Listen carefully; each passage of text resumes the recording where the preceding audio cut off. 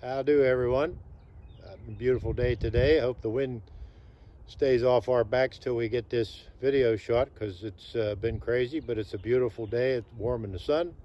So we're out down here at the lower end of the battlefield, what's today known as the Burnside Bridge.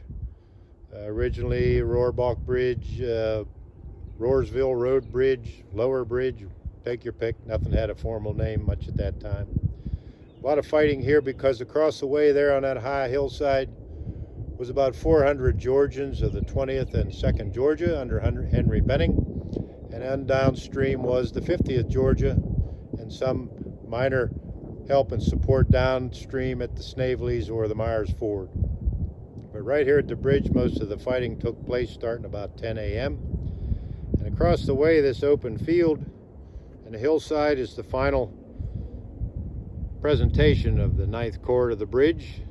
It's Edward Ferraro's brigade, Sam Sturgis's division.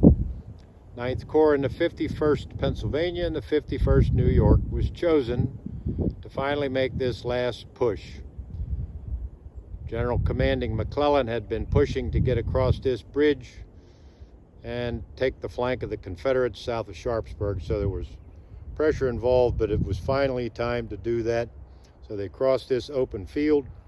The 51st Pennsylvania hunkered down behind this stone wall in front of you, and straight down a ways on the other side of the bridge opening was a 5-rail split rail fence, the 51st New York.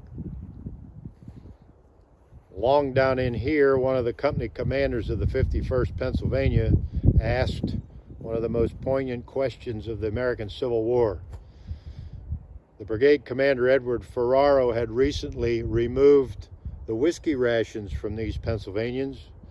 Didn't take it lightly, and they thought that this was a hazardous, dangerous trip across this bridge, as it was littered with dead and wounded in this valley until they got here.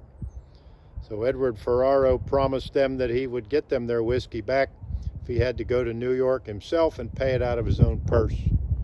So the 251st rise up, cross across the bridge, and the Confederates will be dropping back anyway. They had done their job and delayed the 9th Corps, or the enemy as they called it, as long as 3 hours.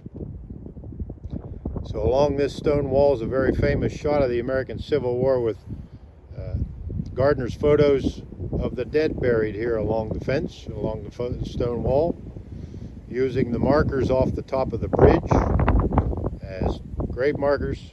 Very famous photo. So when you get here, you do these hills, bring your walking shoes. It's not for the faint of heart. It wasn't then, it isn't now. So anyway, come on out, hope to see you soon and getting this place under your feet. Take care.